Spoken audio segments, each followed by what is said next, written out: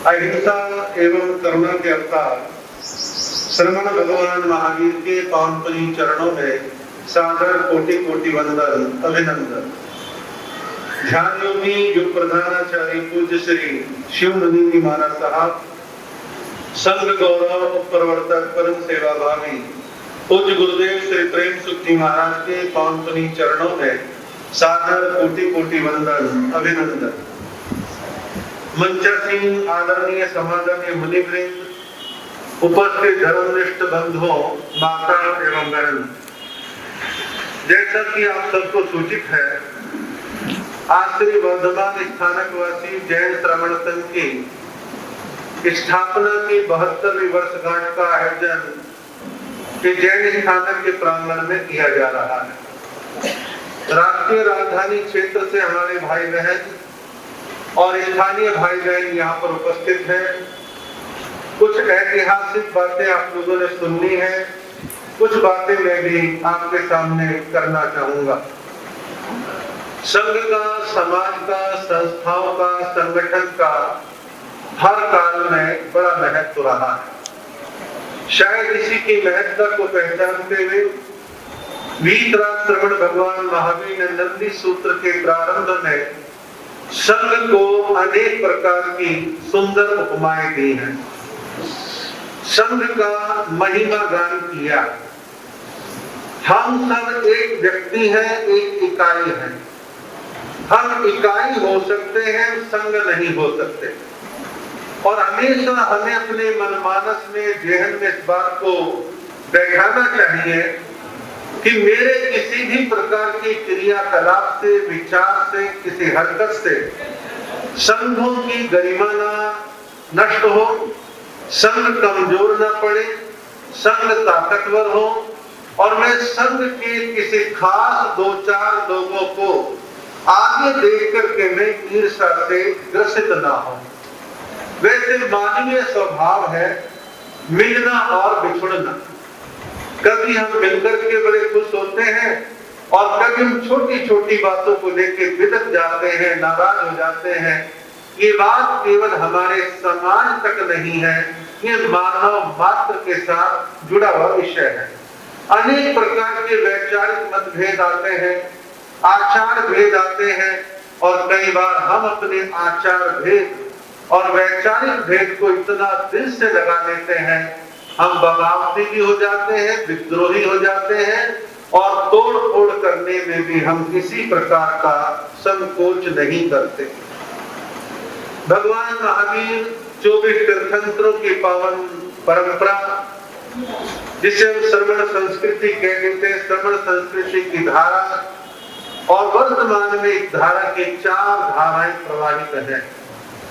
दिगंबर परंपरा, श्वेतांबर मंदिर मार्गी, श्वेतांबर स्थानकवासी और श्वेतांबर तेरा पंथ परंपरा।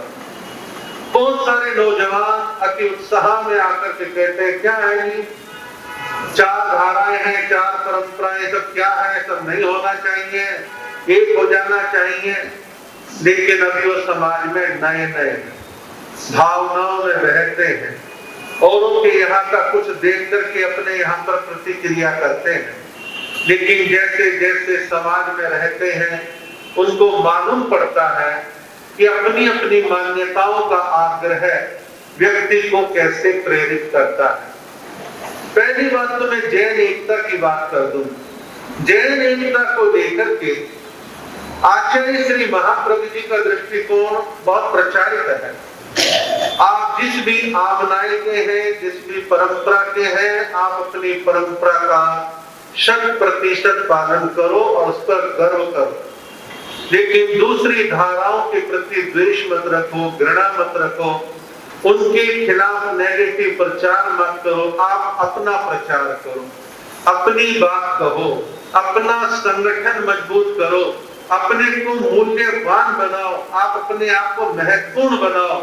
और बनेगा व्यक्ति महत्वपूर्ण तब जब उसमें प्रतिभा होगी, खूबियां होंगी, विशेषताएं होंगी।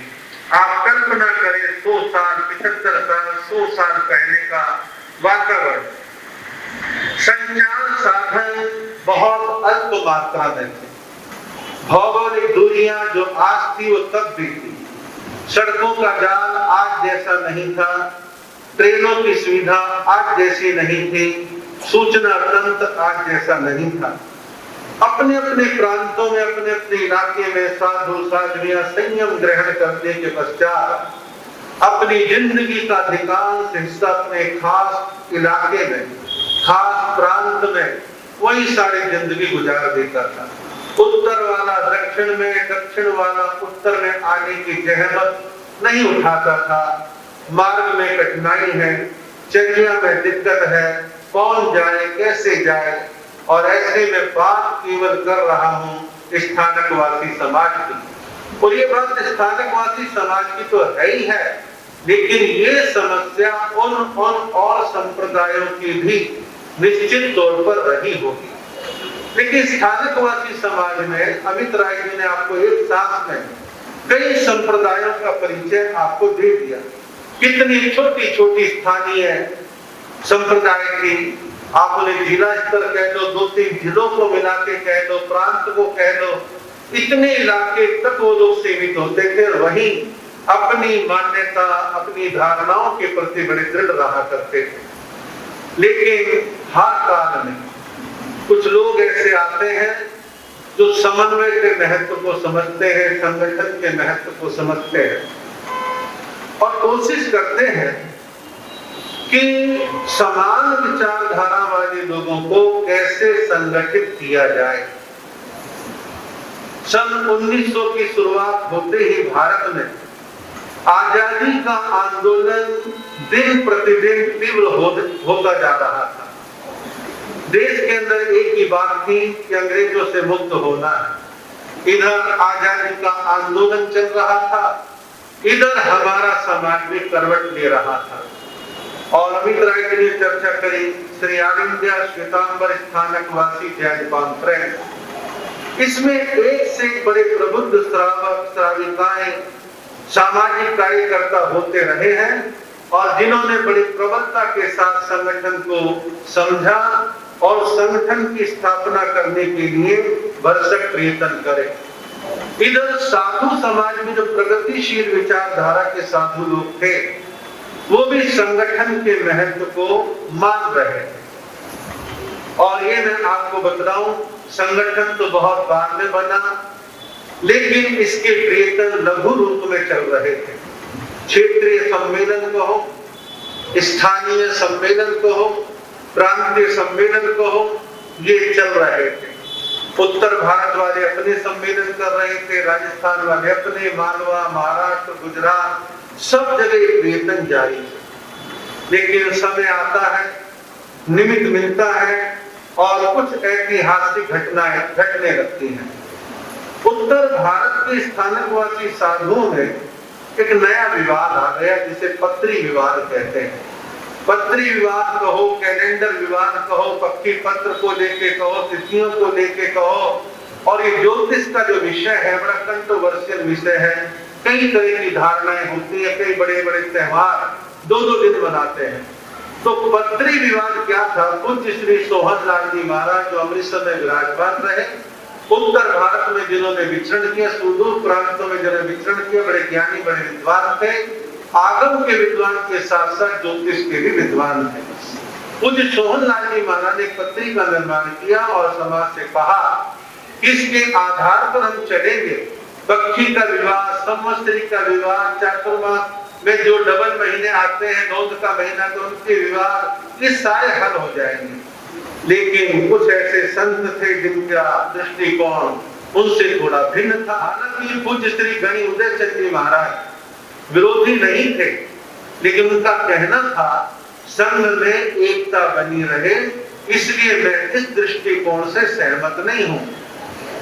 महासाध्वी पार्वती जी महाराज वो पत्री को लेकर के बिल्कुल विपरीत धारा में थे।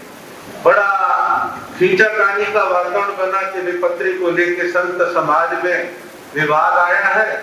और ये ध्यान रखना, जब जो संत समाज में विवाद आएगा तो उसका असर श्रावक समाज पर भी आएगा। श्रावक समाज भी डिवाइड हो जाता है, बढ़ जाता है, बड़े वातावरण में तनाव सा फैल रहा था, ऐसी स्थिति बनी हुई। इधर All India Shwetambar Sthanakvasi Jain conference अपने काम कर रही थी।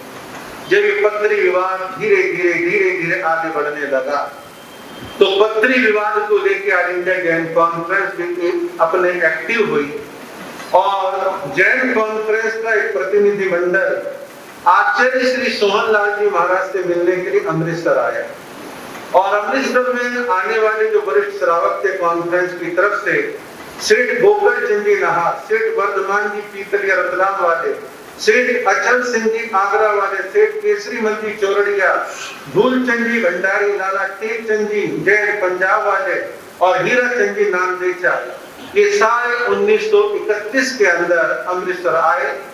पूज्य सोहनलाल जी महाराज को वंदन व्यवहार करके बड़े विनय के साथ भक्ति के साथ कहा, महाराज पत्री को लेके काफी कीचाकानी बढ़ रही है और संघ एकता की दृष्टि से हमारा आपसे यही निवेदन है कि आप पत्री विवाद को स्थगित कर दें और स्थगित करके संघ में शांति हो जाएगी। पूज्य सोहनलाल जी महाराज ने कहा, देखो मैं स्थगित कर सकता हूं लेकिन मैं ये चाहता हूं कि संतों का एक बड़ा सम्मेलन हो जाए और पत्री को लेके खुल के चर्चा वार्ता डिस्कशन हो। मैं अपना दृष्टिकोण रखूं और ज्योतिष के जानकार अपना दृष्टिकोण रखें और एक सर्वसम्मत रास्ता बन जाए। तो कॉन्फ्रेंस के लोगों ने कहा, हाँ ये बात सही है। 1931 के इस विचारधारा का प्रभाव ये पड़ा, संत समाज में सम्मेलन की चर्चा प्रारंभ हो गई। एक साधुओं का सम्मेलन होना चाहिए। पूरे देश के बड़े बड़े आचार्यों से, संतों से कॉन्फ्रेंस का प्रतिनिधिमंडल जाके मिलने लगा। निर्णय हुआ 1933 के अंदर अजमेर के अंदर एक सम्मेलन आयोजित किया जाए। अजमेर में सम्मेलन आयोजित करने का निर्णय हो गया, तैयारियां होने लगी। छोटे छोटे स्थानीय सम्मेलन उस सम्मेलन की पूर्व तैयारी के रूप में होने लगे। विचार विमर्श का दौर चलता रहा। ये सारी चीजें होते होते फिर जो है अजमेर की तरफ संपूर्ण साधु समाज ने अपने कदम बढ़ा दिए। एक बहुत लंबी अवधि के बाद 1933 के अंदर एक साधु सम्मेलन अजमेर में आयोजित होने लगा। श्रावक समाज, संत समाज में उत्साह की लहर, उमंग की लहर और पैदा होने लगी और वहां के प्रबंधन को संभालने के लिए सैकड़ों की तादाद में कार्यकर्ता केसरिया पगड़ी, केसरिया बाना पहन के ड्यूटी निभा रहे, कार्य कर रहे, प्रबंध संभाल रहे हैं। ये सब हुआ और एक विशाल ध्वजारोहण कार्यक्रम के पश्चात कार्यक्रम की शुरुआत होती है। जगह जगह संतों और बाहर से आने वाले लोगों के स्वागत के लिए जगह जगह स्वागत द्वार बनाए गए और वहां की प्रसिद्ध हवेलियां, बगीचियां साधु संतों के रुकने के लिए दी गई, जिसमें सुमेर भवन, केसरी सिंह जी की हवेली, लाखन कोटड़ी और एक लोकाशाह शहर, लोकाशाह नगर बसाया गया और आने वाले मेहमानों के लिए अतिथिशालाओं का निर्माण किया गया और जैन कॉन्फ्रेंस का एक कार्यालय बनाया गया। सम्मेलन को अच्छे ढंग से संपन्न कराने के लिए 1500 कार्यकर्ता रात दिन एक कर देते हैं, बड़ी मेहनत करते हैं। और आपको आश्चर्य होगा उस जमाने में ट्रांसपोर्टेशन के साधन कितने सीमित थे। 1933 में आप कल्पना कर सकते हैं। उसके बावजूद 1,45,000 लगभग 1,45,000 लोगों की विशाल उपस्थिति उस सम्मेलन के मद्देनजर हुई और हिंदुस्तान भर से 32 संप्रदायों के साधु साध्वी वहां पर उपस्थित हुए। 238 साधु और 80 साध्वियां थी और 76 मुनि यानी साधु वो प्रतिनिधि के रूप में थे जिन्हें सम्मेलन में आगे भाग लेना था। 76 ऐसे प्रतिनिधि चुने गए और उस समय 1933 में पूरे भारतवर्ष में सभी संप्रदायों को मिलाकर स्थानकवासी समाज के 463 साधु थे और 1132 साधवियां थी। उस समय ऐसा स्वरूप था। सम्मेलन प्रारंभ होता है और अनेक संप्रदाय इसमें सम्मिलित, जिसमें पूज्य श्री अमर सिंह जी महाराज, स्वामी दास जी महाराज, नानक संप्रदाय के साधु, रघुनाथ जी महाराज के संप्रदाय के साधु, आचार्य जयमन जी के संप्रदाय के साधु, चोथमल जी महाराज के संप्रदाय, खंबात संप्रदाय, धर्म सिंह जी के संप्रदाय, उत्तम चंद जी के संप्रदाय, ज्ञानचंद जी के संप्रदाय, महाराष्ट्र मालवा की ऋषि संप्रदाय, कच्छ की लीमड़ी, गोटा और कोटा संप्रदाय, एक लिंगदास जी महाराज के संप्रदाय, मोतीराम जी महाराज के संप्रदाय, अमर सिंह जी महाराज के संप्रदाय, इतनी छोटी छोटी अनेकों संप्रदाय वहां पर उपस्थित होते हैं, उनके प्रतिनिधि आते हैं और सम्मेलन में चर्चा वार्ता के लिए सब तत्पर है। उस अजमेर के 1933 के सम्मेलन में हमारे पंजाब को, उत्तर भारत को, उत्तर भारत के साधुओं में से प्रमुख रूप से गणी उदय चंद जी महाराज, उपाध्याय आत्माराम जी महाराज, युवाचार्य काशीराम जी महाराज, व्याख्यान वाचक पूज्य मदन लाल जी महाराज, योगी राज श्री राम जी महाराज, ये प्रमुख संत पधारे और भी अनेक साधु साध्वी थे। संतों ने सम्मेलन का मंगलाचरण किया और मंगलाचरण करने के पश्चात एक नियुक्ति की गई कि सम्मेलन का संचालन कौन करेगा। साधुओं के सम्मेलन के संचालन में एक शब्द चलता है, शांति रक्षक। शांति रक्षक की भूमिका ऐसी है जैसे लोकसभा अध्यक्ष ओम बिड़ला या उससे पहले के लोकसभा अध्यक्ष, उनकी देखरेख में उनकी आज्ञा से बोला जाएगा, वो रोकेंगे रुकना पड़ेगा, जैसे कहेंगे वैसा करना होगा। तो शांति रक्षक की भूमिका होती है और उस समय दो शांति रक्षक बनाए गए, गणी उदय चंद जी महाराज जो उत्तर भारत के थे और शताब्दी रतन चंद जी महाराज। सम्मेलन की कार्यवाही को लिखने के लिए, नोट्स बनाने के लिए, कार्यवाही को लिखने के लिए हिंदी और गुजराती के दो लिपिक संत रखे गए। हिंदी में कार्यवाही को लिखने के लिए आत्माराम जी महाराज को रखा गया, उनके सहयोगी के रूप में अपने मदन लाल जी महाराज को रखा गया। गुजराती में लिखने के लिए सौभाग्य चंद्र जी महाराज की नियुक्ति करी गई, उनके सहयोग के रूप में विनय ऋषि जी को किया गया। और सम्मेलन का प्रारंभ होते ही सबसे पहला संबोधन कॉन्फ्रेंस की तरफ से, ग्रस्तों की ओर से, श्रावकों की ओर से दुर्लभ जी भाई ने संबोधित किया। संबोधित क्या करना था? साधु समाज को गृहस्थी क्या संबोधित करे, उन्हें विनय पूर्वक निवेदन करा कि मैं चाहता हूं हमारे पूज्य साधुओं का सम्मेलन अपने लक्ष्य को प्राप्त करे, हमारा संगठन मजबूत बने, एक संघ, एक आचार्य, एक समाचार्य बने और सभी मंथन चिंतन करें, वो डिस्कशन करें और संघ को एक सुंदर रूप देने का कार्य करें। अजमेर में जहाँ सम्मेलन चल रहा था, एक विशाल बड़ का पेड़ था और बड़ के पेड़ का काफी विस्तार था। बड़ के पेड़ की छाया के नीचे गोलाकार मंडलाकार बैठ करके साधुओं की वहां पर मीटिंग, चर्चा, सम्मेलन प्रारंभ हुआ। साधुओं ने अपने साधुओं में से ही विषय निर्धारणी समिति बनाई कि विषयों का कैसे निर्धारण करना, किन किन विषयों पर चर्चा करनी है, पहले कौन से प्रस्ताव लेने, बाद में कौन से प्रस्ताव लेने हैं। तो विषय निर्धारणी सभा का, समिति का गठन संत समाज ने किया और एक एक प्रस्ताव पर चर्चा हुई। और जब कोई नया संगठन बनता है या नए विषय आते हैं तो स्वाभाविक बात है विचारों में मतभिन्नता होती है, नरम गरम भी बोला जाता है, आवाज ऊंची नीची भी होती है। ये सारी चीजें उस सम्मेलन में भी चली। हम भी इंसान हैं, आप भी इंसान हैं, लेकिन विचारों के भेद हो सकते हैं, मनोभेद कभी भी नहीं होने चाहिए। देश की संसद और विधानसभाओं में बहस आप भी देखते हैं, हम भी देख लेते हैं कभी कभी, और पता चलता है कि इंसान के बीच विचारों के टकराव कैसे चलते हैं। और संत समाज में व्यंग और विषयों की गंभीरता, महाराज के अपने निजी मनोभाव, कौन कौन संप्रदाय के साधु आए थे, एक एक के नाम बड़ा डिटेल में महाराज ने बहुत कुछ उसमें लिखा है। लेकिन इतिहास प्रेमी उसको पढ़ सकते हैं, लेकिन आप इतिहास प्रेमी नहीं है, ये मैं आप पे आरोप लगा रहा हूं संपूर्ण समाज पर। जब जब समाज इतिहास प्रेमी नहीं होता, यह अपने इतिहास पर गर्व नहीं करता, यह इतिहास के विलुप्त होने की वेदना नहीं होती, समझो कि आप समापन की ओर बढ़ते हैं। आपको अपने इतिहासों का गर्व होना चाहिए, ऐसा साहित्य भी पढ़ना चाहिए। इस बात को अमित राय जी ने भी कहा और मैं भी ऐसा महसूस करता हूँ। इतिहास के प्रति आपका रुझान नहीं है, आपका रुझान है चर्या के प्रति, आपका रुझान है कठोरता के प्रति, आपका रुझान है चमत्कारों के प्रति, आप उधर आकर्षित होते हैं। अभी जोड़ों के जाप करवा लें कि जोड़ा भी बस ऊपर मोक्ष जाने वाला है, सारे रंग बिरंगे जैसे ड्रेस नहीं वैसे में आ जाएंगे।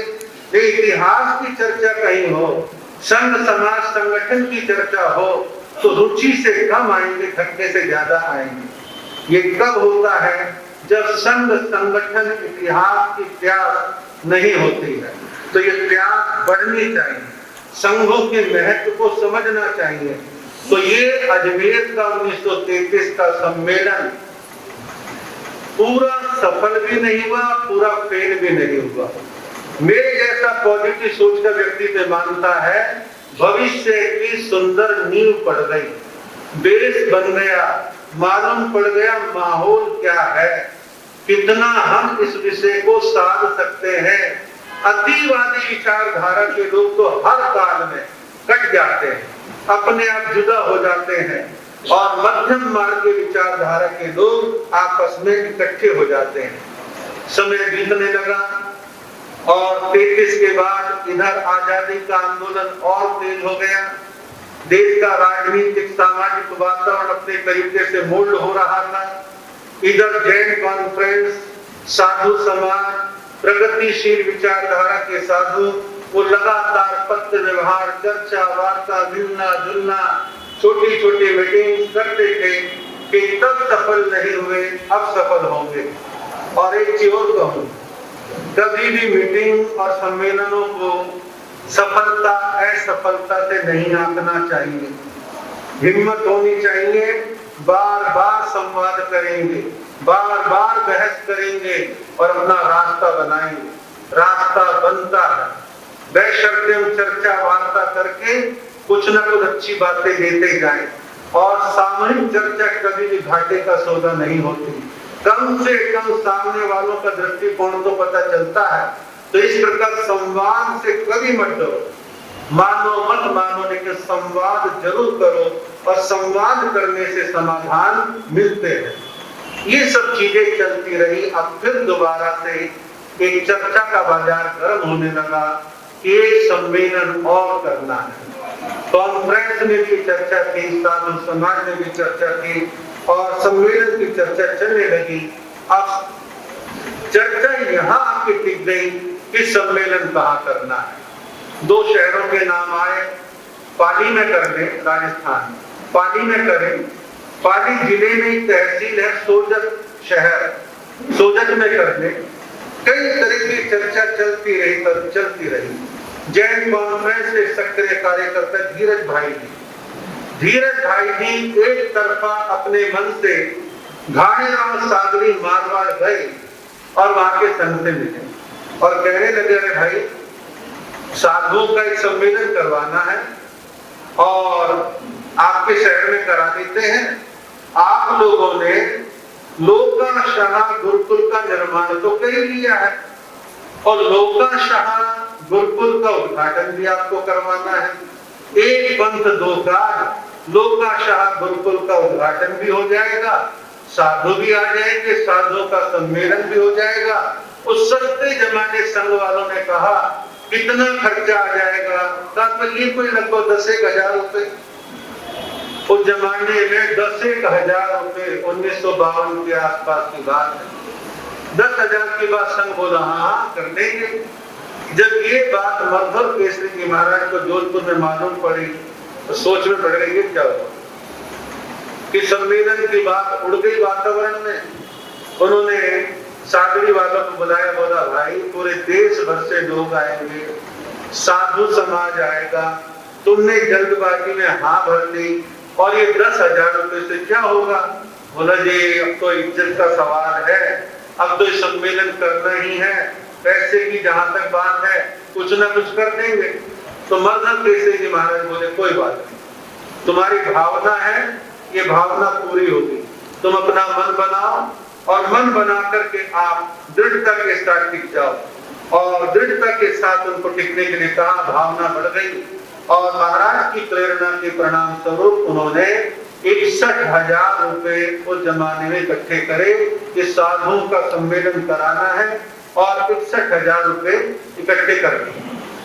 अब साधुओं को विनती होने लगी। 1933 का अनुभव किसी का पॉजिटिव किसी का नेगेटिव था। कोई हाँ कर रहा है, कोई ना कर रहा है, कोई मनोहार चाह रहा है। मरहर केसरी जी महाराज ने कमान संभाली और कहा कि कोई बात नहीं, रूठों को मना लेंगे और सबसे चर्चा वार्ता, मिलना जुलना, बड़े पाठ विहार करना।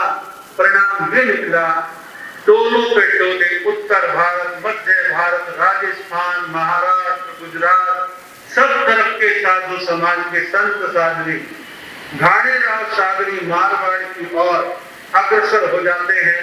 प्रबंधन के लिए छोटी छोटी अनेकों समितियां बनाई गई। यादव के छात्र के ऊपर एक भवन का फोटो देख रहे हैं।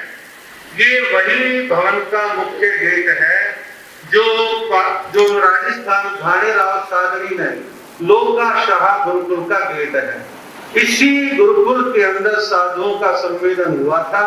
इसी गुरुकुल के अंदर श्रवण संघ की स्थापना हुई थी। सभी समितियां काम करने लगी।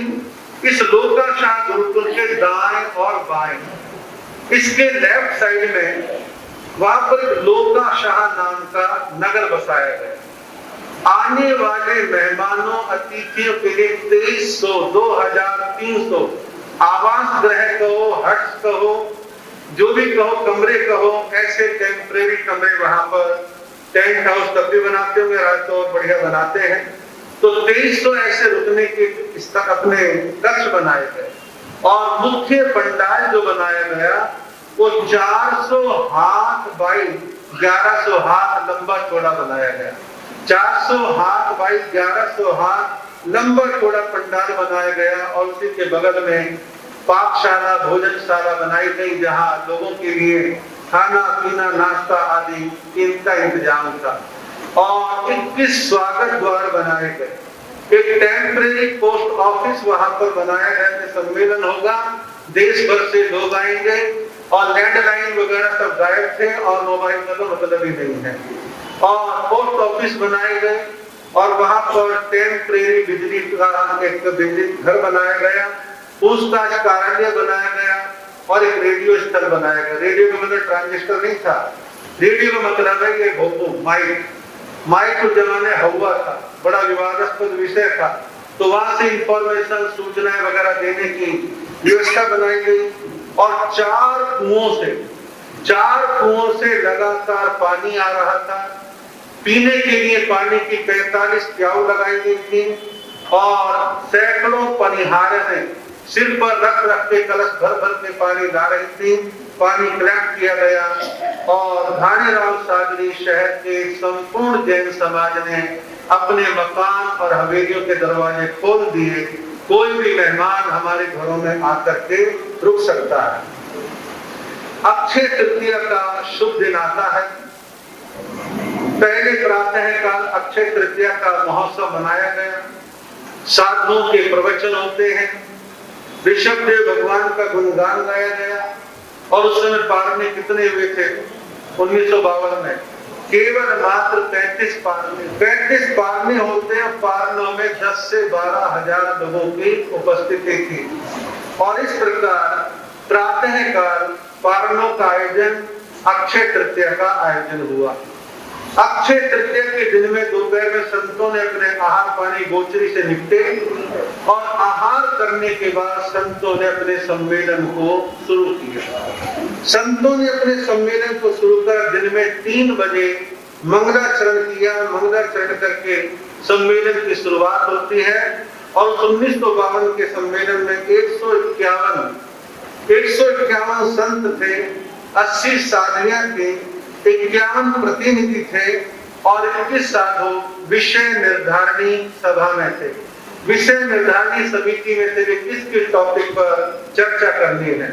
और उस समय सम्मेलन के संचालन के लिए शांति रक्षक 2 साधुओं को बनाया गया, जिसमें पूज्य आनंद ऋषि जी महाराज संचालन कर रहे थे और उनका सहयोग करने के लिए उप सभापति कह लो पूज्य श्री मदन लाल जी महाराज थे।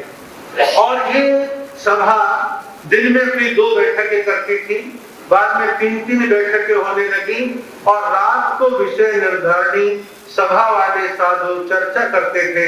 कल किन किन विषयों पर चर्चा करवानी है, कल कैसे कैसे काम चलाना है, ये सब होने लगा। तो साधुओं ने सुबह, दोपहर और रात्रि में 3-3 बार अपनी मीटिंग, अपनी सभाओं का संचालन किया। और इस सम्मेलन की सबसे बड़ी उपलब्धि जो पॉजिटिव चीज थी, नेगेटिव विचारधारा वाले कह लो या विचारधारा जिनके बिल्कुल भिन्न थी, इधर ठीक है, तो ऐसे में जो है सबसे बड़ा, सबसे सुंदर जो काम हुआ, 22 संप्रदायों के साधु संत पधारे। 22 संप्रदायों के। आप में से पुराने श्रावक श्राविकाओं को याद होगा, पहले पुराने लोग आपस में क्या कहते थे, ये नहीं कि स्थानकवासी साधु आए हैं, कहते 22 टोले वाले साधु आए हैं। 22 टोला, 22 टोला नाम इसलिए पड़ा कि 22 संप्रदायों का विलय होकर के श्रमण संघ बना। श्रमण संघ का निर्माण 22 संप्रदायों को मिलाकर के बना। तो इस प्रकार सबसे बढ़िया काम हुआ कि सब ने 22 संप्रदाय वालों ने अपने अपने आचार्य पदों से त्याग पत्र दे दिए, यानी कि समर्पण कर दिया। आचार्य पद हो, उपाध्याय हो, प्रमुख हो, जो भी हो, सबका उन्होंने विलय कर दिया, विलीनीकरण कर दिया, अपनी संप्रदायों को आपस में विलीन किया और इस प्रकार से सुंदर काम उस समय संपन्न हुआ। और वहां पर 16 मंत्रियों का निर्वाचन हुआ। 16 मंत्री क्या, इसका अभिप्राय समझो कि 16 मंत्री क्या, साधुओं में ऐसे 16 साधु जो आचार्य के नीचे रह करके काम करेंगे। प्रधानमंत्री के नीचे मंत्रालय होते हैं, ऐसे साधुओं के मंत्रालय बनाए गए कि आप ये मंत्री लोग, साधु लोग काम करेंगे, संगठन को आगे बढ़ाएंगे। और उस समय में जो आम जनता उपस्थित हुई थी उसकी संख्या थी 70 से 80 हजार।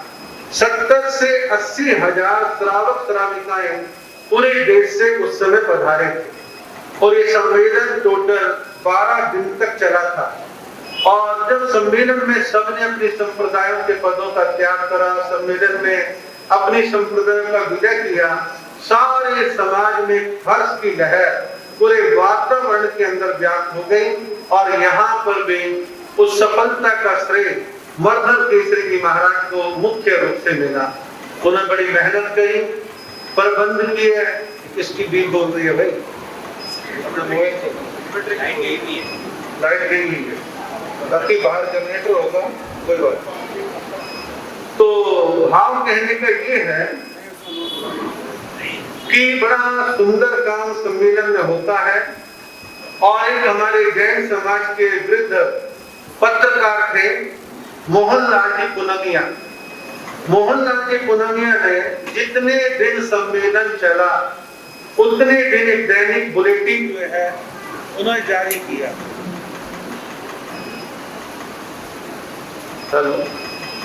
एक दैनिक बुलेटिन जारी किया जो एक छोटा सा न्यूज़पेपर था और उस समाचार पत्र का नाम था धर्मवीर लोकाशाह। सुबह से लेकर शाम तक वो रिपोर्टिंग करते थे और उस अखबार को शाम तक छाप करके लाते थे और अगले दिन केवल 5 पैसे में बेचा करते थे। 5000 कॉपियां डेली उसकी बढ़ती थी और लोग बड़े उत्साह से पढ़ते थे सम्मेलन में अंदर क्या क्या चल रहा है, क्या क्या हो रहा है। और उस सम्मेलन में कुछ विशेष बातें हुई थी। शांति रक्षकों का यानी कि सम्मेलन के संचालन की व्यवस्था बनाई गई और जो साधारण मुनि थे, साधु साध्वी थे, उनको दर्शक के रूप में बैठने की अनुमति थी कि आप दर्शक के रूप में बैठ सकते हैं, लेकिन सम्मेलन की कार्यवाही में आप नहीं बोलेंगे। आपके जो बड़े संत हैं, आपके बड़े संत जो हैं वो बोलेंगे, जो प्रतिनिधि हैं। आम साधु साध्वी को इसमें बोलने की आज्ञा नहीं रहेगी। और हिंदी और गुजराती में सम्मेलन की कार्यवाही को नोट करने के लिए पूरा प्रबंध किया गया। और सम्मेलन का प्रारंभ होते ग्रस्तों में से, श्रावकों में से कुंदन मंजी फ्रोदिया जैन कॉन्फ्रेंस के प्रमुख थे। कुंदन मंजी फ्रोदिया, उन्होंने अपनी शुभकामना सम्मेलन के प्रति प्रदान करी और ये मंगल कामना करी कि ये सम्मेलन सफल हो, संगठन बने और एक विषय निर्धारणी समिति का गठन इस वाले सम्मेलन में भी किया गया और विषय निर्धारणी समिति के 15 सदस्य थे और समिति का लक्ष्य था समन्वय, संगठन, एकता और 15 सदस्य यानी महापुरुष थे। उनके नाम भी मैं आपको सुना दूं। पूज्य आनंद ऋषि जी महाराज, पूज्य श्री हस्तिमल जी महाराज, पूज्य श्री प्यारचंद जी महाराज, कवि उपाध्याय अमर मुनि जी महाराज और पूज्य इंद्रमल जी महाराज, श्रीमंत जी महाराज, श्री प्रेमचंद जी महाराज, श्री लालचंद जी महाराज, सौभाग्यमल जी महाराज, मिश्री लाल जी महाराज, मधुकर मुनि, सुशील कुमार जी महाराज, मर्दल केसरी, श्री मिश्रीमल जी महाराज, अंबालाल जी महाराज, पूज्य श्री मदन लाल जी महाराज, पूज्य श्री पुष्कर मुनि जी महाराज, ये 15 विद्वान साधु विषय निर्धारणी सभा का देख रेख, क्या क्या प्रस्ताव लाने, चर्चा वार्ता करना, सब्जेक्ट चुनना भी हर किसी के बस की बात नहीं है। और इस सम्मेलन में समितियों ने फैसला लिया कि हमारी कार्य प्रणाली यानी सम्मेलन का संचालन कैसे करना है। तो संतों ने फैसला लिया, पहली कोशिश हम सबकी रहेगी कि प्रस्तावों को जो पारित करवाएं वो सर्वानुमति से हो, सर्वानुमति से हो। दूसरा उन्होंने कहा कि बहुमत के आधार पर प्रस्ताव को पारित किया जाए। बहुमत का पैमाना रखा, 75% समर्थन मिलता है तो 75% समर्थन मिलने का मतलब है कि बहुमत ही है और इसको पास कर दिया जाए। और इसी सम्मेलन की सबसे बड़ी उपलब्धि थी 29/5/1952 इस दिन एक आचार्य चुना जाएगा, ये पास किया गया। सबने अपने अपने आचार्य पद पहले छोड़ ही दिए थे। सबने कहा कि एक आचार्य का हम चयन करेंगे और 29 तारीख को ही एक प्रस्ताव और पारित हुआ कि संघ का नाम क्या होगा। तो इस संघ का नाम रखा गया श्री वर्धमान स्थानकवासी जैन श्रमण संघ। ये 2 प्रस्ताव एक दिन में पास हुए और लोगों में हर्ष का वातावरण व्याप्त हो गया। व्यवस्थापक मंत्रिमंडल बनाया गया कि आचार्य के नीचे मंत्रिमंडल क्या काम करेगा। भाई मंत्री साधुओं का जो काम था केवल 3 साल की अवधि का था कि किसी को प्रचार मंत्री, किसी को ज्ञान ध्यान का, किसी को शास्त्र समिति का, किसी को प्रायश्चित का, किसी को दीक्षा का हेड बनाया गया। ऐसे डिपार्टमेंट बांट करके काम करना शुरू किया गया और इस तरह का निर्धारण किया गया। संवत्सरी को एक करने के बारे में काफी चर्चा हुई, लेकिन संवत्सरी को एक करने में और कोई मतभेद नहीं है। तिथियों का अंतर है, जब महीने बढ़ जाते हैं तो कैसे संवत्सरी आगे पीछे होनी, इस विषय पर एक मत नहीं हो पाए, इसको छोड़ा तो गया। लेकिन जैसे आज भी संसद में संसदीय समिति को सौंप दिया जाता है, ऐसी साधुओं की समिति को उस विषय को सौंप दिया गया। पक्षी पत्र और तिथि निर्णय की चर्चा हुई और दीक्षा के बारे में भी चर्चा हुई और सर्वसम्मति से फैसला लिया गया कि दीक्षा ऐसे बच्चों को दी जाए जो कुलीन खानदान के हों, अच्छे घर परिवार के बच्चे होने चाहिए, उनकी शिक्षा कैसी हो और उनके माता पिता की आज्ञा, संघ की आज्ञा हो, तो ये निर्धारण किया गया। और वहां एक बात आई कि दीक्षा लेने की उम्र क्या हो। किसी ने 12 साल, किसी ने 14 साल, किसी ने 15, किसी ने 18, किसी ने कुछ कहा। लेकिन काफी चर्चा होने के बाद आचार्य आत्माराम जी महाराज ने कहा कि दीक्षा की सही नपी के लिए ठीक सी उम्र होगी 16 साल। तो 16 साल का पैमाना लगभग तब भी था और आज भी है। हाल फिलहाल श्रमण संघ में फिलहाल आचार्य श्री समेत सबका एक आग्रह चल रहा है, 16 साल से काफी नीचे है और 6 महीने भी कम है तो दीक्षा को रोक दिया जाए। ऐसा मैंने कई बार दीक्षा रखते हुए देखी है। तो 16 साल का निर्धारण लगभग चल रहा है। प्रतिक्रमण साधुओं के प्रतिक्रमण श्रावकों के प्रतिक्रमण की चर्चा हुई तो फैसला लिया गया प्रतिदिन किए जाने वाले देवसी राज के प्रतिक्रमण में 4 लोगस का ध्यान करें, पक्षी पर 8 लोगस का ध्यान करें और चातुर्मासी पर 12 लोगस का ध्यान करें और संवत्सरी पर 20 लोगस का ध्यान करें। ये ध्यान, इतने ध्यान आज भी इसी प्रकार से चल रहे हैं। मोमबत्ती का प्रमाण क्या हो?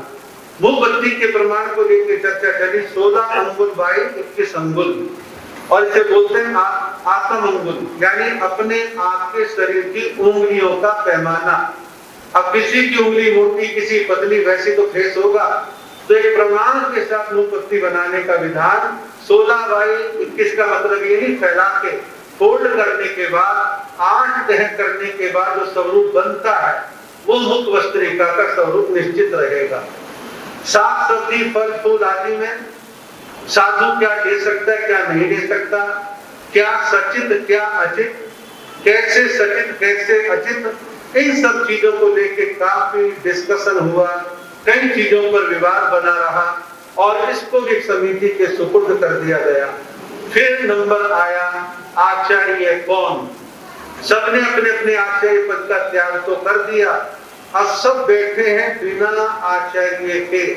अब इनमें आचार्य कौन, चर्चा चली और बड़ी शांति से, बड़े तरीके से वर्धन केसरी जी महाराज के द्वारा सुझाव पर और मालव केसरी सौभाग्यवत जी महाराज के प्रस्ताव रखने पर एक प्रस्ताव ये आया कि आज की तारीख में ज्ञान, ध्यान, अध्ययन, गंभीरता, विद्वता, लेखन, अनेकों गुणों को देखते हुए आचार्य श्री आत्माराम जी महाराज को आचार्य माना जाए तो सबसे उत्तम रहेगा। सारे सदन ने हाथ खड़े करके पूर्ण बहुमत के साथ, सर्वसम्मति के साथ आचार्य श्री आत्माराम जी महाराज को अपना आचार्य माना।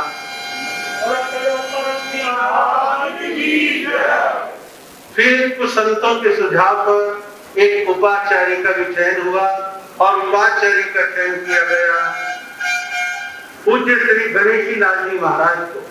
पूज्य गणेशी लाल जी महाराज उपाचार्य बनाए गए। और आपको एक जानकारी और दे दूं, घाणे राव सागरी में तब आचार्य आत्माराम जी महाराज वो स्वयं विद्यमान नहीं थे, वो लुधियाना में थे शारीरिक परिस्थिति के कारण, लेकिन उनके गुणों की खुशबू पूरे देश में व्याप्त थी। सारे विद्वत समाज ने, साधु समाज ने उनको अपना आचार्य माना। 16 मंत्री 3 साल के लिए बनाए गए, मैंने आपको पहले बता दिया गया है। और वहां संतों ने फिर बाद में आचार्य पद समारोह मनाया। कैसे मनाया? एक खद्दर की चादर आचार्य पद की ली, सब संतों ने इस पे हाथ लगाया। उत्तर भारत के संतों को चादर दी गई, जब आप वापसी लौटेंगे तो लुधियाना जाना और पूरे श्रमण संघ की ओर से आचार्य पद की एक चादर आचार्य श्री आत्माराम जी महाराज को ओढ़ाना, उन्हें सम्मानित करना श्रमण संघ की ओर से। समाचार पूरे देश में फैल गया, चादर दे दी गई। चादर देने के बाद सभी बड़े बड़े विद्वान संतों ने आचार्य श्री आत्माराम जी महाराज और संघ के प्रति अपनी मंगल कामनाएं उन्होंने व्यक्त करी। इस प्रकार से एक सम्मेलन संपन्न होता है। संतों ने विहार कर दिए और अधूरे विषयों की चर्चा वार्ता बीच बीच में पत्र व्यवहार के द्वारा चलने लगी। 1952 के बाद 1954 में एक सम्मेलन और हुआ सोजत के अंदर। सोजत पाली जिले में आता है और सोजत वही शहर है जहां मेहंदी पूरे देश में जातियां महिलाएं लगाती हैं। मेहंदी का वो शहर, जैन समाज का वो गढ़। सोजत के अंदर एक सम्मेलन की फिर चर्चा चली, लेकिन ये सम्मेलन था कि प्रतिनिधि सम्मेलन का अभिप्राय है खास मंत्रिमंडल का सम्मेलन।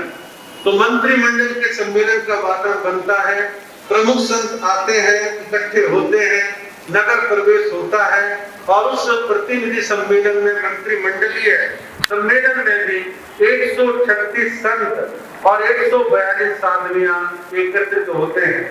और उस समय श्रावक समाज की उपस्थिति 25,000 की रही और 25,000 यूं रहे, इसके प्रचार को सीमित रखा गया। ज्यादा पब्लिक को आने के लिए मना किया गया कि ज्यादा पब्लिक ना आए, और इसमें टिफिन निर्णय की चर्चा हुई, सचिव अचित की चर्चा हुई, माइक को लेकर चर्चा हुई कि माइक का प्रयोग हो या ना हो।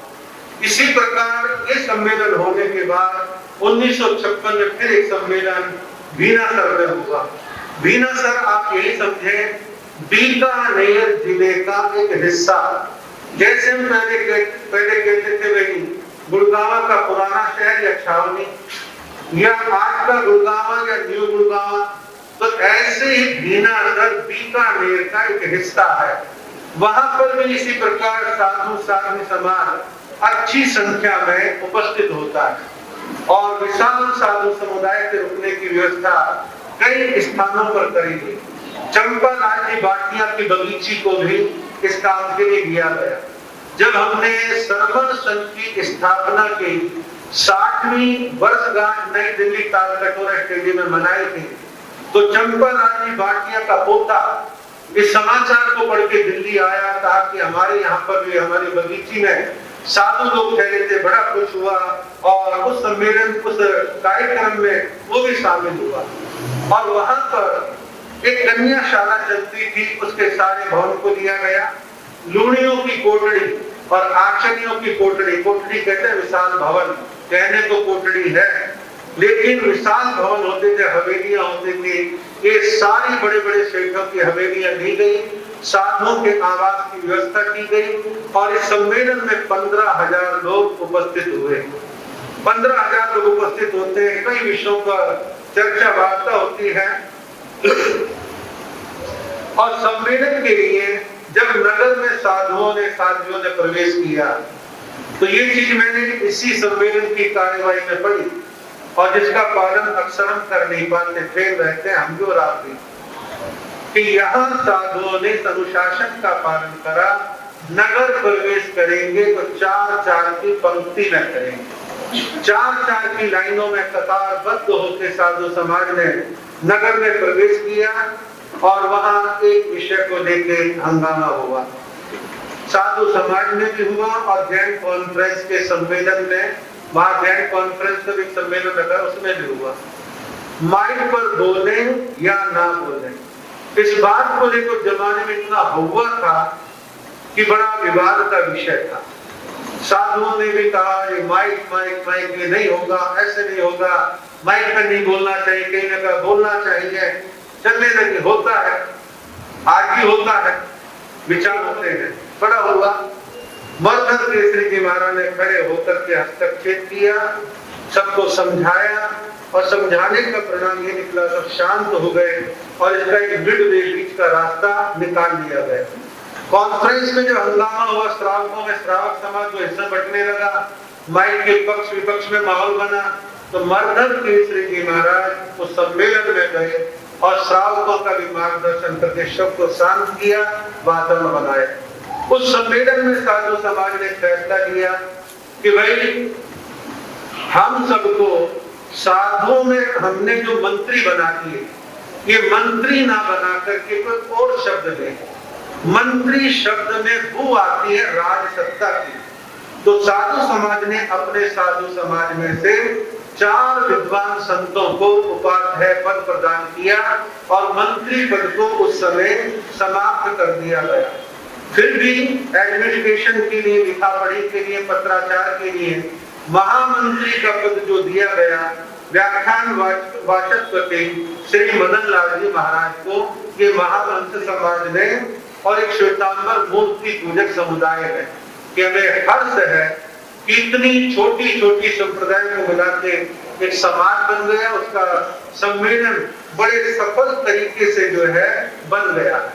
इस प्रकार से 1956, 57, 58 ये काल बीतने लगा और एक समय आता है श्रमण संघ के प्रथम आचार्य श्री आत्माराम जी महाराज का एक लंबी उम्र के बाद, एक लंबी अवधि के बाद आचार्य पद पर 10 साल रहे। 10 साल के बाद आचार्य श्री आत्माराम जी महाराज का लुधियाना में देवलोक गमन हो गए। देवलोक गमन होने के बाद चतुर्विध संघ में चर्चा प्रारंभ हो गई। अगला आचार्य कौन, अगला आचार्य कौन। साधु समाज में सर्वे करवाया गया, सबके विचार दिए गए और श्रावक समाज में कॉन्फ्रेंस ने अपने तरीके से आपस में चर्चा वार्ता करी। तो उसमें नाम उभर करके आया आनंद ऋषि जी महाराज का और सर्वसम्मति के साथ आचार्य आनंद ऋषि जी महाराज को अपना आचार्य श्रमण संघ ने माना। और आपकी जानकारी के लिए बतलाऊं, सबसे लंबे समय तक श्रमण संघ में शासन किया है 30 साल तक आचार्य श्री आनंद ऋषि जी महाराज ने। फिर एक विचार चला कि 1956 में सम्मेलन हो गया और अब एक दोबारा से सम्मेलन भी करने और आचार्य पद का कार्यक्रम भी कर ले। कहां करें, कैसे करें, ये चर्चा चली। इसका परिणाम ये निकला कि अजमेर में फिर एक सम्मेलन करने का मानस बना।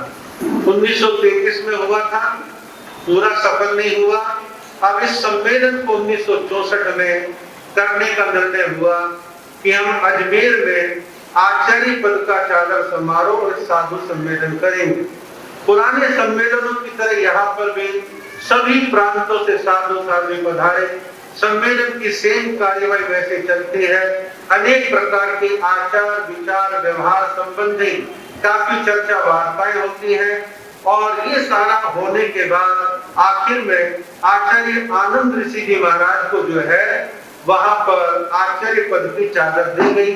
संघ में बड़ा हर्ष व्याप्त हुआ और वहां पर संघ में प्रवर्तक बनाए गए और संघ में अब उपाध्याय और प्रवर्तक जो तब बनाए थे, तब से अब तक उपाध्याय और प्रवर्तक का पद बादस्तूर जारी है। फिर आपको हमारे देखते देखते उसके बाद आचार्य आनंद ऋषि जी महाराज पूरे उत्तर भारत में विचरण करते हैं, मध्य भारत महाराष्ट्र वगैरह में गए और बहुत सारी चीजें आप हर साल उनके बारे में सुनते हैं। 1987 के अंदर फिर एक श्रमण संघ का सम्मेलन हुआ आचार्य श्री आनंद ऋषि जी महाराज के नेतृत्व में।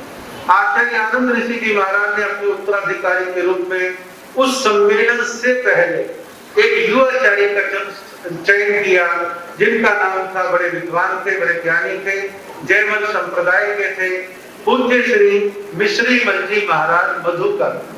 मिश्री मंजी महाराज मधुकर बड़े विद्वान, बड़े ठंडे, बड़े ज्ञानी थे। और आपको जानकारी दे दूं, इन्हीं युवाचार्य श्री मिश्री मंजी महाराज मधुकर के संकल्प का प्रणाम है कि आज पूरे देश के अंदर जो 32 आगम प्रसिद्ध हैं और जिसको सारा समाज स्वीकार कर रहा है, वो इन्हीं के नेतृत्व के अंदर प्रकाशित हुए थे। और इस प्रकार से बड़े अच्छे थे, उनको युवाचार्य बनाया गया। युवाचार्य बनाने के बाद पूरे देश में खुशी थी। आचार्य आनंद ऋषि जी महाराज ने अपने उत्तराधिकारी का चयन कर लिया।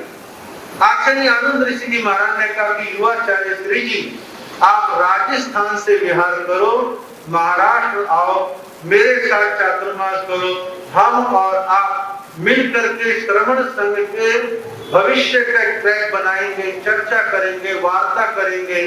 लेकिन मिलन होने से पहले ही युवाचार्य से मिश्री मंजी महाराज मधुकर का महाराष्ट्र के अंदर उनका देवलोक गमन हो गया। संघ को आघात लगा, आचार्य श्री को बड़ा आघात लगा कि ये क्या हुआ। खैर, समय था, समय आगे बढ़ने लगा। फिर विचार आया कि साधुओं का सम्मेलन करें। तो 1987 में पूना के अंदर फिर एक श्रमण संघ के साधु साधियों का सम्मेलन का आयोजन किया गया और ये सम्मेलन 30 अप्रैल 1987 से 13 मई 1987 तक ये सम्मेलन चलता है। और सम्मेलन जैसे अन्य सम्मेलन चले उसी विधि से चला। वही शांति रक्षक का चयन, वही समिति का निर्धारण, ये सारे काम हुए। और उस सम्मेलन में 300 लगभग साधु साध्वी पूना में एकत्रित हुए। उस सम्मेलन की एक खासियत रही, आचार्य आनंद ऋषि जी महाराज ने अपने 2 उत्तराधिकारियों का चयन करा, एक उपाचार्य और एक युवाचार्य। उपाचार्य का चयन किया गया देवेंद्र मुनि जी महाराज के रूप में और युवाचार्य का चयन किया गया पूज्य श्री शिव मुनि जी महाराज के रूप में। और संघ में बड़ा हर्ष का वातावरण रहा और 1.25 लाख लोग इस सम्मेलन में उपस्थित हुए। अनेक प्रांतों से स्पेशल ट्रेनें भर करके गई। लोगों में बड़ा उत्साह का वातावरण था। ये सम्मेलन संपन्न होता है, सब अपनी अपनी दिशाओं की ओर विहार कर देते हैं।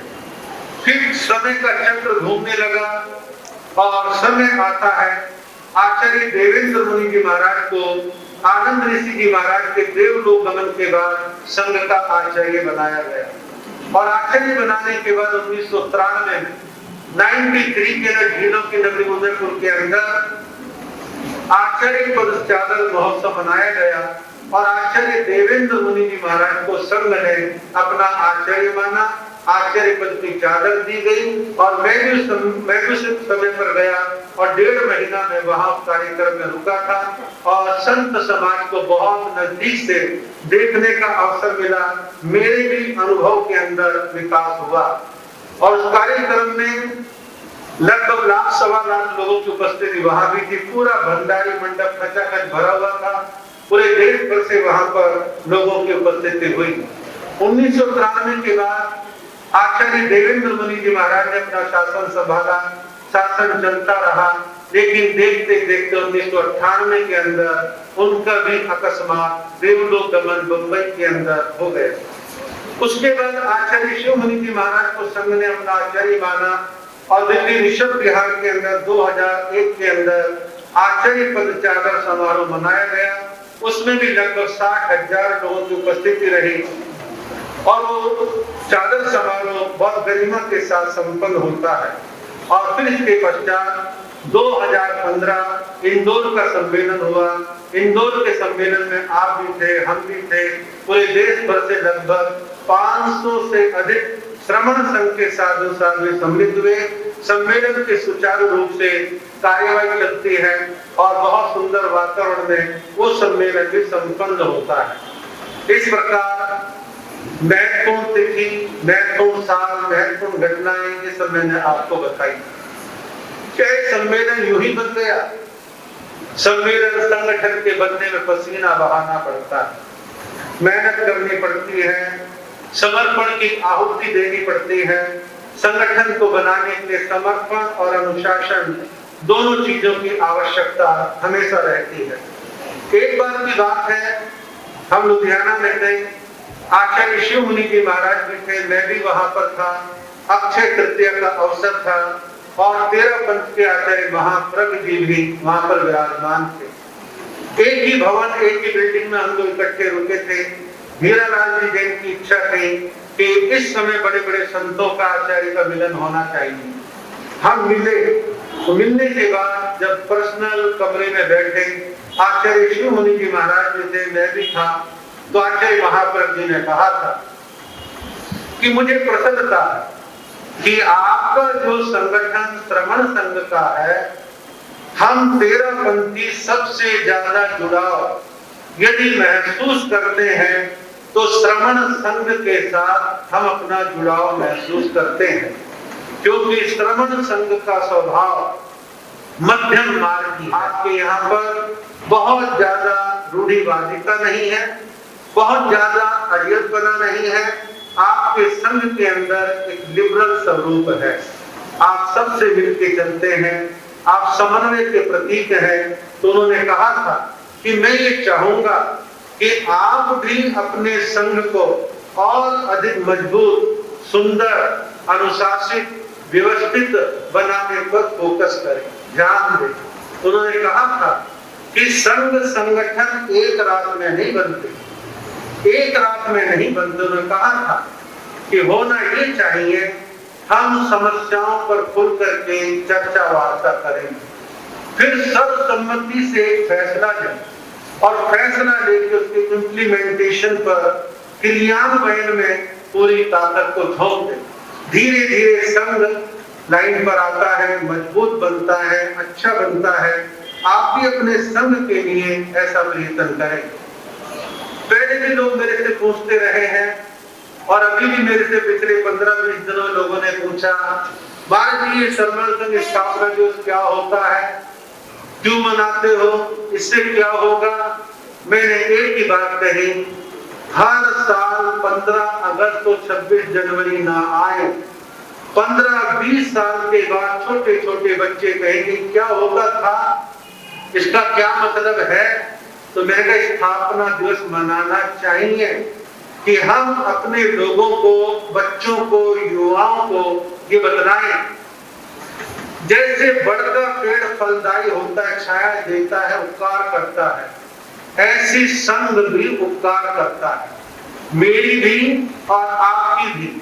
साधना जो चलती है इसके दो रूप होते हैं, एक है व्यक्तिगत साधना और एक है समूहगत साधना। व्यक्तिगत साधना में तो मेरा मन करे माला फेरूं, मेरा मन करे ना फेरूं, मेरा मन करे स्वाध्याय करूं, मेरा मन करे ना करूं। लेकिन जब मैं समुदाय में होता हूं, संघ में होता हूं, तो संघ मुझे प्रेरित करता है। अब ये गुड़गांव का संघ और उसका स्थान है, आप यहाँ नहीं आते तो संघ से जुड़ जाएंगे, आप यहाँ आएंगे तो संघ से जुड़ जाएंगे।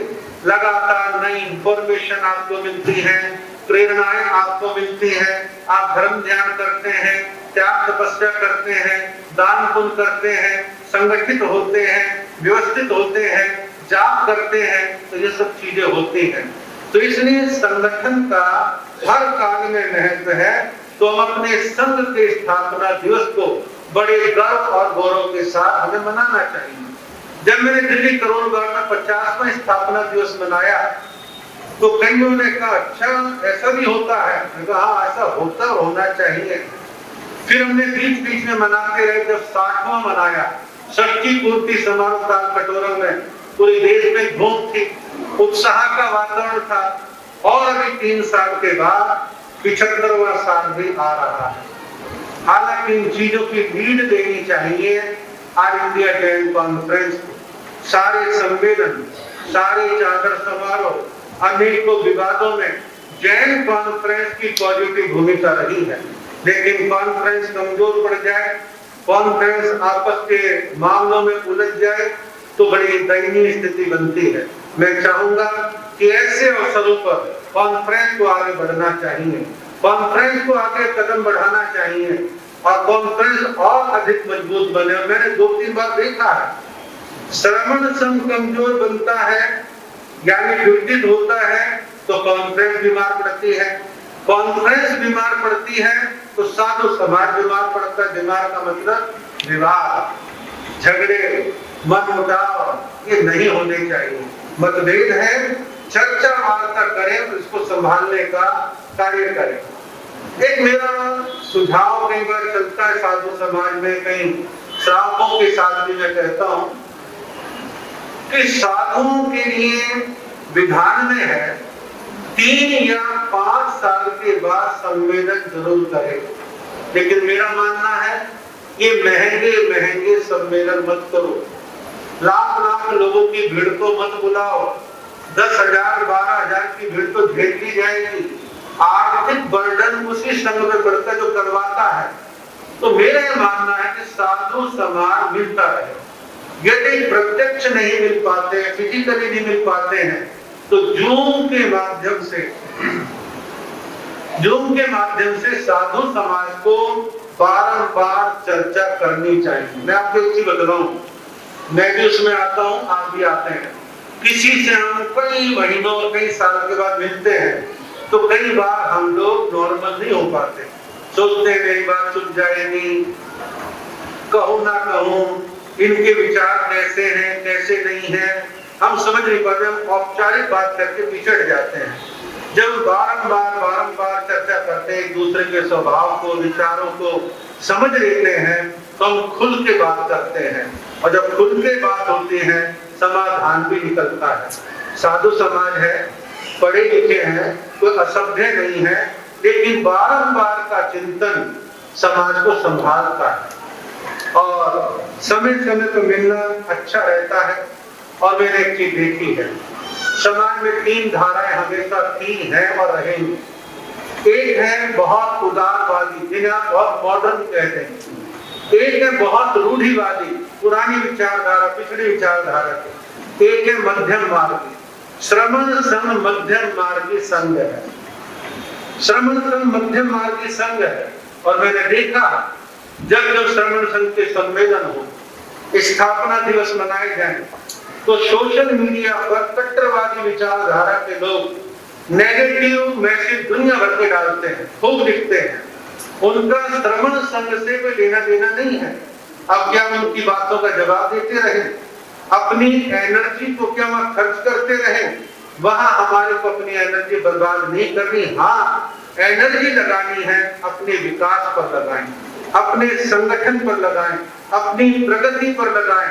आप संगठित, व्यवस्थित, अनुशासित और मजबूत हैं तो अपने आप दुनिया आपका लोहा मानेगी। इस प्रकार के प्रयत्न हमारे को करने चाहिए और हम लिबरल रहें, लेकिन कई बार सीमा से अधिक लिबरल होना ये भी जरा गड़बड़ का कारण है। हमें बीच के रूप में चलना है, लेकिन अपना बचाव भी करना है और अनर्गल बातों से अपने आप को बचा करके भी चलना है। आलोचना कई बार फैशन का रूप ले लेती है। इस फैशनबाजी से हम प्रभावित ना होकर के अपने कार्यों पर ध्यान दें और श्रमण संघ का चतुर्विध संघ अपने युवा विंग, महिला विंग, बच्चों पर, बाल संस्कार शिविरों पर अपना पैसा भी लगाए, ताकत भी लगाए, संगठित करे। ये जो चेन है, लोग बूढ़े होते रहेंगे, बच्चे और जवान आते रहेंगे, इस नई ऊर्जा को संभालना हमारा महत्वपूर्ण काम है। और ऐसे जो आज का आयोजन है, ऐसे आयोजनों के लिए मुझे बार बार ये कहना ना पड़े कि आपको आना है, आना है, आना है। आपको आना चाहिए। आप दूसरे कार्यक्रम में लपक के आते हैं, लेकिन ऐसे कार्य जहाँ संघ की बात हो, समाज की बात हो, उनमें भी आपको लपक के आना चाहिए, उत्साह के साथ आना चाहिए और संघ को सशक्त बनाने का प्रयत्न आप सबको करना चाहिए। एक काव्य कह के मैं अपनी बात को पूरा कर रहा हूँ। काव्य है कि एक एक लाइन प्रेरणादायी है, महत्वपूर्ण है और आप व्यक्तिवाद को छोड़ के संघ समाज संगठन के महत्व को समझें। और ये रचना हमारे समाज के विद्वान व्यक्ति डॉक्टर दिलीप भीम की लिखी हुई है, जो लेखक हैं, संपादक हैं, चेन्नई में रहते हैं और रात दिन जैन साहित्य के लिए काम करते रहते हैं। उनकी नवीन रचना है। संघ कहो, संगठन कहो, हमारे श्रावक संघ कहो, स्थानक के संघ कहो, साधुओं का संघ कहो, संघ के बारे में है। संघ बड़ा था, संघ बड़ा था, संघ बड़ा है। संघ हमेशा बड़ा रहेगा। संघ से जुड़ने वाला व्यक्ति, संघ से जुड़ने वाला व्यक्ति सदा धर्म से जुड़ा रहेगा और धर्म से जुड़ने वाला, और धर्म से जुड़ने वाला सदैव जुड़ा रहेगा। व्यक्ति से जुड़कर तो मित्रों, व्यक्ति से जुड़कर तो मित्रों राग प्रबल हो उठता है।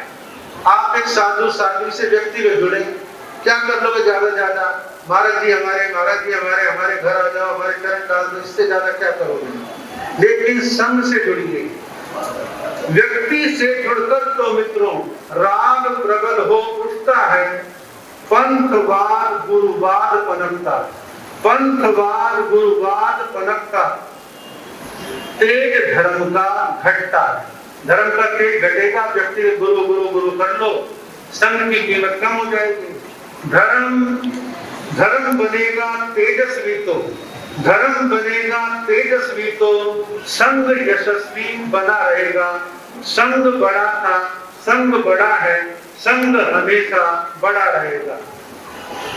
संघ धर्म है, संघ धर्म है, धर्म संघ है। दोनों एक दूसरे के पूरक, एक दूसरे के पूरक हैं। सत्य ज्ञान के रक्षक दोनों, सत्य ज्ञान के रक्षक दोनों, विग्रह भावों के संधारक, विग्रह यानी फूट, विग्रह भावों के संधारक। धर्म संघ का भव्य भवन, धर्म संघ का भव्य भवन यह है, सदा खड़ा था, खड़ा रहेगा। संग बड़ा था, संग बड़ा है, संग हमेशा बड़ा रहेगा। जलकण सदा बदलते रहते, जलकण सदा बदलते रहते लेकिन निर्झर बहता रहता। जलकण यानी एक एक बूंद, कभी यहाँ बह गई, कभी यहाँ बह गई, लेकिन नदी की तो धारा बहती है। तो हम सब क्या है? व्यक्तिगत कण है, जल कण है। हमारा अकेले का क्या अस्तित्व है? संघ का अस्तित्व है। जल कण सदा बदलते रहते लेकिन निर्झर बहता रहता। व्यक्ति आते जाते रहते, व्यक्ति आते जाते रहते, संग हमेशा कायम रहता। शर्मण संघ ले लो, भगवान महावीर के बाद के संघ ले लो, श्रावक संघ ले लो। व्यक्ति आता है, 70, 80, 90 साल जीता, दुनिया से चला जाता, संघ वही का वही रहता है। तो संघ हमेशा रहेगा।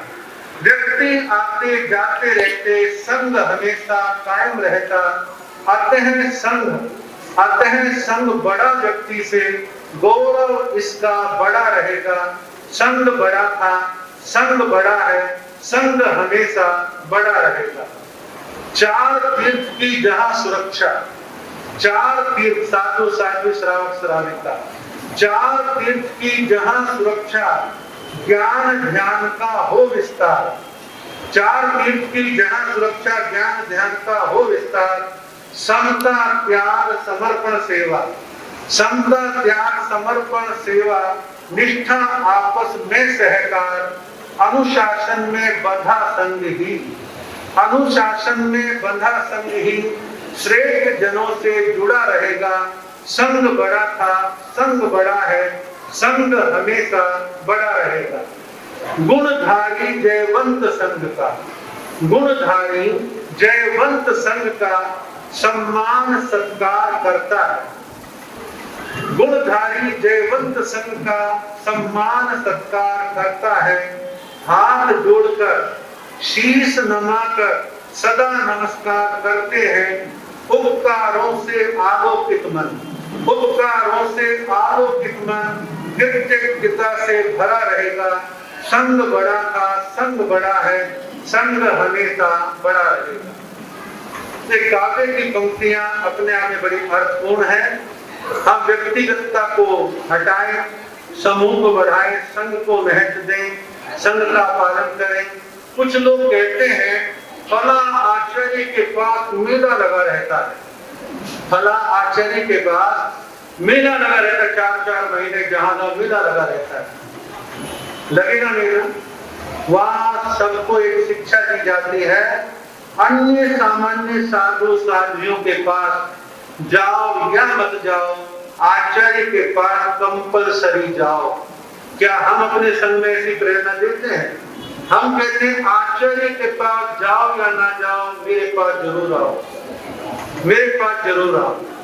तो ऐसे काम नहीं चलेगा। आचार्य संघ का शीर्ष है, उसके नीचे संस्थाएं काम करती हैं। हमें इन सब चीजों के महत्व को समझना है।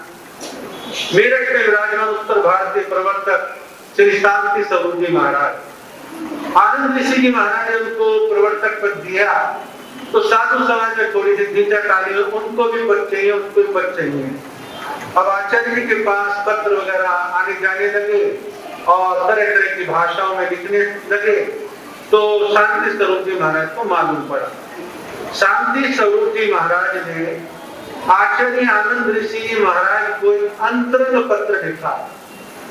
आपने मुझे प्रवर्तक बनाया है, आपका प्रेम, आपका स्नेह मेरे पर हमेशा था और रहेगा। और जब आपको ऐसा लगे कि संघ में विवाद ज्यादा बढ़ गया है, आपका इशारा मिलेगा, मैं फौरन अपने पद से त्याग पत्र दे दूंगा। मुझे संघ संगठन प्रिय है। ऐसी भावना साधु साध्वी श्रावक श्राविकाओं में सबके मन में पैदा होनी चाहिए। हम संगठन के महत्व को समझ करके चले। बातें मैंने बहुत सारी कह दी हैं और हमारे पास मुन्ना लाल जी बोले 5-7 मिनट की बातें बैठे रहेंगे और 2 सूचनाओं समय कुछ बातें कह के अपनी बात को पूरा कर रहा हूँ।